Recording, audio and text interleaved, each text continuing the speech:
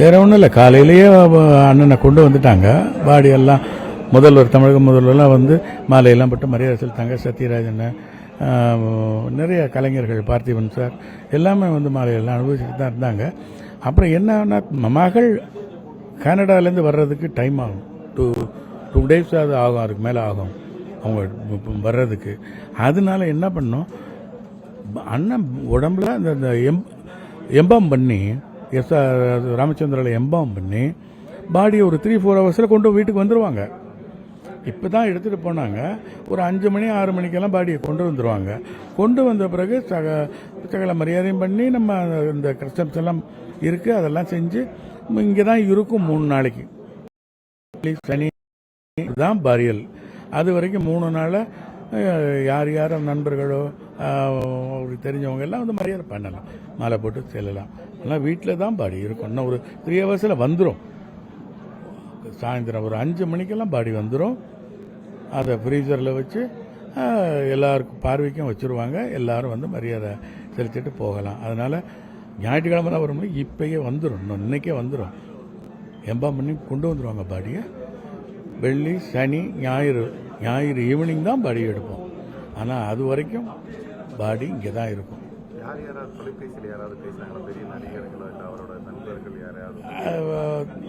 அதாவது நெடுந்தூரத்தில் இருப்பாங்க, மதுரை, திருநெல்வேலி, அங்கெல்லாம் அவருடைய நண்பர்கள்லாம் பேசி அழுகிறாங்க. வந்துடுறேன், நான் இப்படி வந்துடுறேன் அப்படின்லாம் சொல்கிறாங்க. அவங்களுக்கெல்லாம் நான் ஃபோனில் அட்டன் பண்ணி தெரியப்படுத்திக்கிட்டு தான் நான் இருக்கேன். என்ன பண்ணுறது, அவர் அந்த அளவுக்கு எல்லோருடையும், தமிழ்நாட்டில் எல்லோருடையும் அன்பா பழகியவர். ஆமாம், ஸ்ரீதர். ஆமாம், அதுதான் எங்களுக்கு ரொம்ப கவலையாக இருக்குது. ஏன்னா 6ஆம் தேதி என்னமோ அவனுக்கு என்கேஜ்மெண்ட்டு. அதுக்காக அவர் அதை யோசிச்சுக்கிட்டு தான் இருந்தார். அதுக்கு முன்னாடியே ஒரு வாரத்துக்கு 10 நாளைக்கு முன்னாடி இந்த மாதிரி ஆயிடுச்சுங்கும்போது எங்களால் தாங்கவே முடியல. ரொம்ப மனசு கஷ்டமாக தான். அந்த மாதிரி ஏற்பட்டிருக்கக்கூடாது. கொஞ்சம் காலையில் ஒரு 6 மணிக்கு என்னை கூப்பிட்ட நேரத்தில் என்னை ஆஸ்பத்திரிக்கு கொண்டு போகணும்னு சொல்லியிருந்தால் நாங்கள் ஆஸ்பத்திரிக்கு கொண்டு போயிருப்போம். ஒன்றும் ஆயிருக்காது.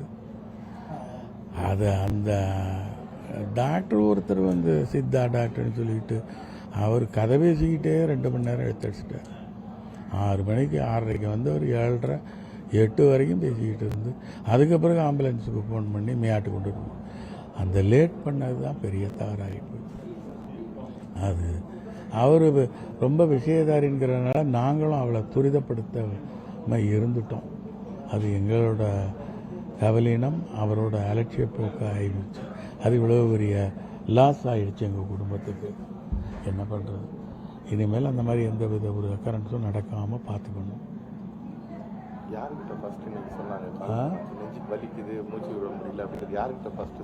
ரெண்டு பேரும் நாங்கள், நானும் பையன், அண்ணன் மகன் 2 பேரும் தான் ஒன்றா தான் ரூம்குள்ளே போனோம்.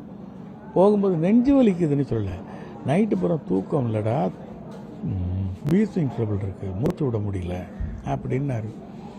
உடனே போய் டாக்டரை பார்ப்போம். இல்லை என்கிட்ட தான் எல்லாம் இருக்கேன், பல்ஸ் ரேட்டு எல்லாத்தையும் பார்த்துடலாம், அதெல்லாம் எடுனாரு. நாங்கள் தேடி பார்த்து எங்கே வச்சாருன்னு தெரியலன்னா உடனே எழுந்திரிச்சு அவரே வந்து ட்ராயரெல்லாம் இழுத்தெல்லாம் செக் பண்ணார். நல்லா இருக்கார். அதுக்கப்புறம் சோஃபாவில் உட்காந்துட்டு எல்லாத்தையும் சொன்னார். டாக்டர் வேணா கூட்டு வா, தப்பாக நினைக்க வேண்டாம், தயவுசெய்து கொஞ்சம் வந்து பார்த்துட்டு போங்க அப்படின்னு நான் கிளம்பி டாக்டரை கூப்பிட போனேன். பாதி தூரத்தில் போனதும் அண்ணன் பையன் ஃபோன் பண்ணி வர சொல்லிட்டான். ஒன்றும் இல்லை அப்படின்னு. அதில் தான் பெரிய மிஸ்டேக் ஆகி போச்சு. போய் டாக்டர் அழைச்சிட்டு வந்தோன்னா அவர் அந்த சீரியஸ்னஸ் சொல்லியிருப்பார். உடனே ஆம்புலன்ஸ் வச்சு பெரிய இடத்துக்கு அழைச்சிட்டு போயிருக்கலாம், ஆக்சிஜனை மாஸ்கோட அழைச்சிட்டு போயிருக்கலாம். அது என்ன, அது ஒரு டைமோ என்னன்னு தெரியல, அப்படி ஆகி போச்சு. அவர் வழக்கமாக ஏதாவது ட்ரீட்மெண்ட்டில் இருந்தாங்களா? இருக்கு பைபாஸ் பண்ணியிருக்கிறதுனால 2 வருஷமாக அவர் வந்து ட்ரீட்மெண்ட்டெல்லாம் எடுத்து அடிக்கடி காவேரி ஹாஸ்பிட்டல் போயிட்டு வந்துடுவார். அது இந்த 10 நாள் துபாய் போயிட்டு வந்தார். துபாய் போயிட்டு வந்ததும் ஒரு மாதிரி டயர்டாக படுக்க போயிட்டார். அடுத்த நாள் நேற்று வந்து முந்தா நாள் தான் துபாயில் 10 நாள் போயிட்டு வந்தார். முந்தா நாள் நைட்டு நேற்று அவர் வந்து டயர்டாக ஃபீல் பண்ணார். நேற்று ஈவினிங் கூட ஷூட்டிங்க்கு கூப்பிட்டாங்க, அப்புறம் அவங்களே கேன்சல் பண்ணிட்டாங்க. ஒரு கூட சொன்னார், நல்ல வேளை எனக்கு வந்து ஷூட்டிங் கேன்சல் ஆயிடுச்சு, எனக்கு உடம்பு சுகம் இல்லை அப்படின்ட்டு போய் படுத்துட்டார். காலையில் என்னை கூப்பிட்டு 2 பேர்த்தையும் கூப்பிட்டு வச்சு என்ன எதனால் அப்படி பேசினாருன்னு அவருக்கு மனசில் என்ன பட்டுச்சுன்னு தெரியல. கடைசியில் என்ன பேசினாரு, ஏதாவது சொன்னாங்களா?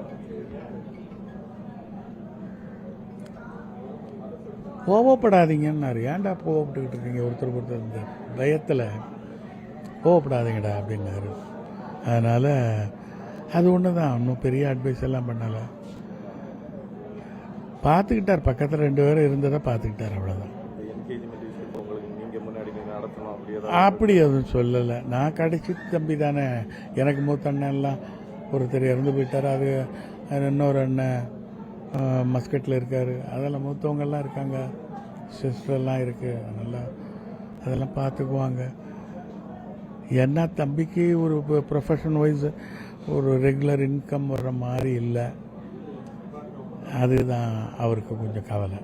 ஆனால் நடிச்சிருக்கிற முதல் படம் ரொம்ப நல்லா இருக்குது அப்படின்னு சொன்னார். படத்தை பார்த்துட்டு வந்து படம் ரொம்ப நல்லா இருக்குது, பையன் தப்பிச்சுக்குவான் அப்படின்லாம் சொன்னார்.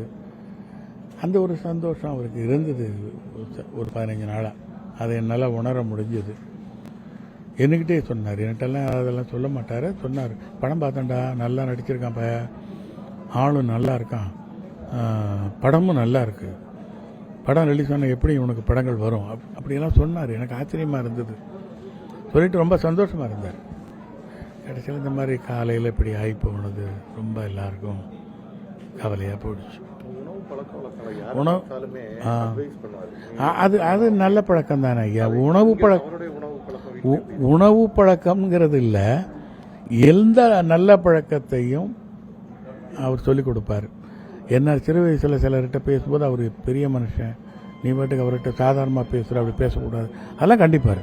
உணவு பழக்கம்னு மட்டும் இல்லை, எல்லா விஷயத்துலையுமே அவர் பிரவேசிப்பார், சொல்லுவார். அது நல்ல பழக்கம்தான்.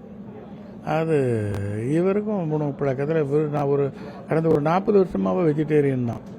நான்வெஜ் சாப்பிட மாட்டார். எப்போது ரொம்ப ரேராக தான் சாப்பிடுவார். இப்படியா வெஜிடேரியன் ஃபுட் தான் சாப்பிடுவார்.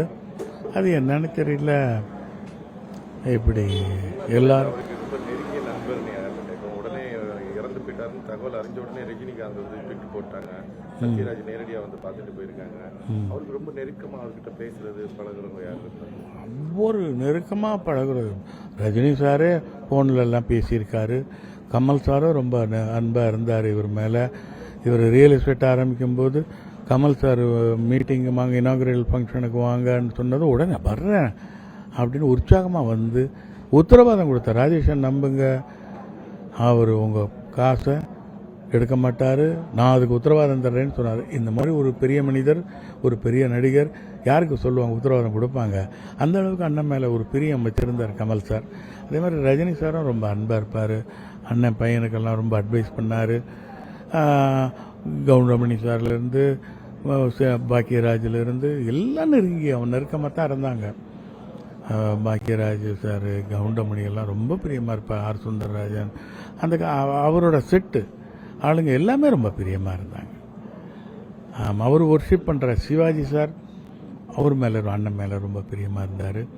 பிரபு எல்லாம் பிரபு, அப்புறம் அவங்க பிரதர் சிவாஜி சார் ஃபேமிலி ஃபுல்லாகவே அண்ணன் மேலே ரொம்ப பிரியம் வச்சுருப்பாங்க. அண்ணன் மக கல்யாணத்துக்கு சிவாஜி சார் குடும்பமே வந்தது, சாந்தி அக்காலேருந்து எல்லாருமே வந்தாங்க. அந்த மாதிரி அன்பாக இருப்பார் எல்லார்கிட்டையும், எல்லார் விசேஷங்களுக்கும் போவார் அந்த மாதிரி. அதனால் அதில் புது சந்தேகம் இல்லை, பழகிறதுல ரொம்ப கெட்டிக்காரத்தனம் உண்டு.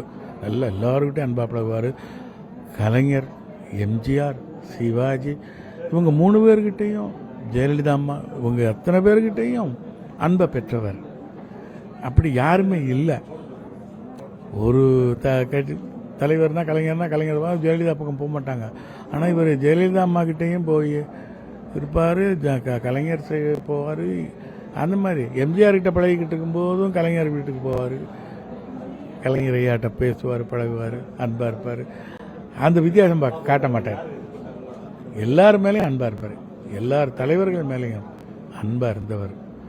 அதனால் அவர்கிட்ட அவர் இந்த கட்சி அந்த கட்சிங்கிறதே இல்லை. அதே மாதிரி கம்யூனிஸ்ட் லீடர்ஸ் தாப்பாண்டியன் நல்லக்கண்ணு எல்லாரும் மேலேயும் அன்பாக இருப்பார். எல்லாம் கார்ல் மார்க்ஸுடைய சிந்தனையில ரொம்ப இருப்பாரு. மார்க்சிசம். போயிருக்காரு, வெளிநாடுகளுக்கெல்லாம் போயிருக்காரு. ஆமாம் ஆமாம், போய் லெனின் கல்லறையெல்லாம் பார்த்துட்டு வந்தார். லெனினோட கல்லறையெல்லாம் இருந்து என்ன எல்லாத்தையும் பார்த்து அவருக்கு திருமணமானது, குழந்தைகள் 2 குழந்தைகள், ஒரு பெண் குழந்தை ஆண் குழந்தை, சொந்த வீடு வீடெல்லாம் வாங்கி வசதியாக வாழ்க்கையை வாழ்ந்து முடித்து கொண்டவர். பிளானிங் இல்லாமல் இருந்துக்கிறவங்கெல்லாம் வாழ்க்கையில் ஏமாந்துருவாங்க. ஆனால் இவர் நல்ல சின்ன வயசுலேருந்து பிளான் பண்ணி சினிமாவில் நடிக்கணும், நாடகங்களில் நடிக்கணுங்கிறதுக்காகவே ஆசிரியர் தொழிலை தேர்ந்தெடுத்தார். ஏன்னா லீவ் நிறையா கிடைக்கும் அப்படிங்கிறதுக்காக. லீவு நாளெல்லாம் சினிமா கம்பெனிகள்லாம் போய் இயக்குநர்களை பார்ப்பார். அந்த மாதிரி ரொம்ப நடுத்தர குடும்பத்திலிருந்து ரொம்ப கஷ்டங்களை அனுபவித்தவர் தான். அப்புறம் அவர் பெரியவராக இப்போ ஒரு நல்ல நடிகராக நல்ல வசதியாக இப்போ இருந்து வாழ்க்கையை முடித்து கொண்டார். அதை பொறுத்தவரை ஒரு வாழ்க்கையில் வெற்றி அடைஞ்சவர்னு தான் அவரை சொல்லணும். வாழ்க்கையில் ஒரு முழுமை அவருக்கு இருந்திருக்கு, முழுமை அடைந்தவர், அதில் ஒரு சந்தேகமும் இல்லை. வாழ்ந்துட்டு போயிட்டார், நல்லபடியாக வாழ்ந்துட்டு போயிட்டார். அதில் எங்களுக்கு ஒரு சந்தோஷம்தான்.